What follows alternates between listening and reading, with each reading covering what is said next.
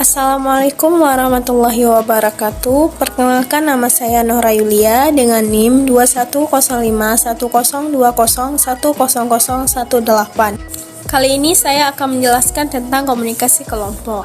Komunikasi kelompok adalah komunikasi yang berlangsung antara beberapa orang dalam suatu kelompok kecil seperti rapat, pertemuan, dan konferensi.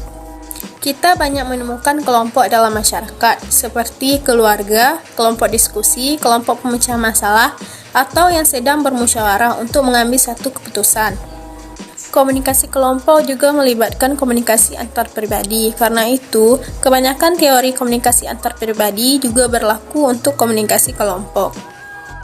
Komunikasi yang dibangun dalam sebuah kelompok akan sangat bergantung kepada kepentingan kelompok. Oleh karena itu, tipe kelompok akan mengaruhi komunikasi. Secara umum, terdapat 5 tipe kelompok berdasarkan komunikasinya, yaitu yang pertama, komunikasi primer.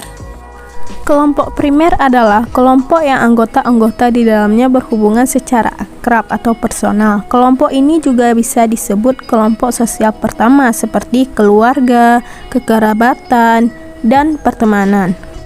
Selanjutnya, kelompok berorientasi tugas.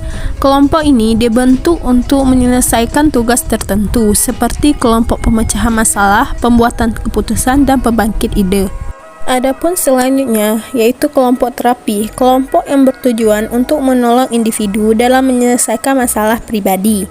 Selanjutnya, kelompok penimbul kesadaran. Kelompok ini yang dibentuk untuk menimbulkan kesadaran kelompok tertentu, misalnya kelompok pecinta lingkungan, kelompok pesimis, dan lain sebagainya.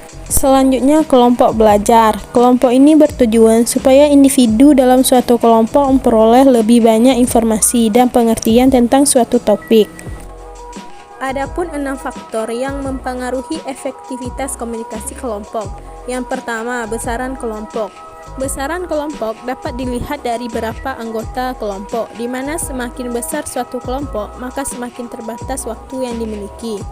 Kedua, ekologi kelompok, di mana ini dihubungkan dengan pengaturan posisi anggota kelompok di dalam melakukan kegiatan kelompok. Ketiga, status dan kekuasaan. Kekuasaan bisa disebut kemampuan mempengaruhi orang lain. Kekuasaan mungkin terpusat hanya pada satu orang atau mungkin juga didistribusi pada beberapa orang. Keempat, kepemimpinan.